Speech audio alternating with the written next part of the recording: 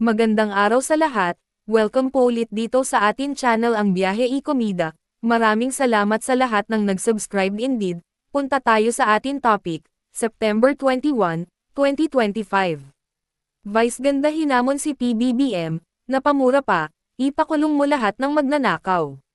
Matapang na hinamon ng phenomenal box office star na si Vice ganda si Pangulong Bongbong Marcos na ipakulong ang lahat ng magnanakaw sa gobyerno.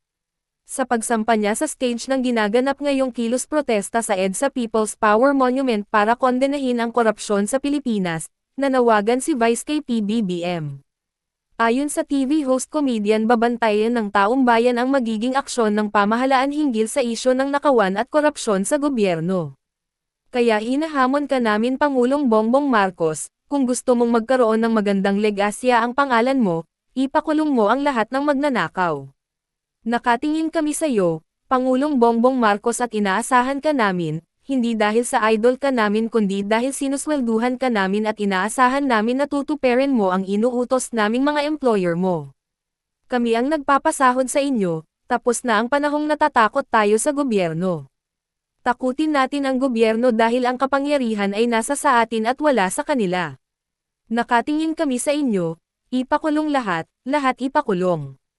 Bawiin ang ari-arian, pati atay, i-donate, pati mata i-donate, walang ititira. Kasi nga hindi tayo pwedeng maawa dahil mga PI nila. Maraming salamat sa inyong lahat. Ang bahagi pa ng mensahe ni Vice ganda.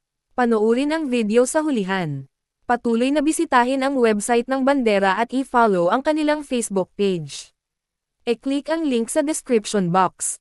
At yan ang ating latest showbiz chika update for today. Huwag kalimutan mag-subscribe, i-click ang notification bell for more showbiz chika updates at suportahan po ang ating Facebook page. Maraming salamat sa lahat ng nag-subscribe indeed. Magandang buhay sa lahat.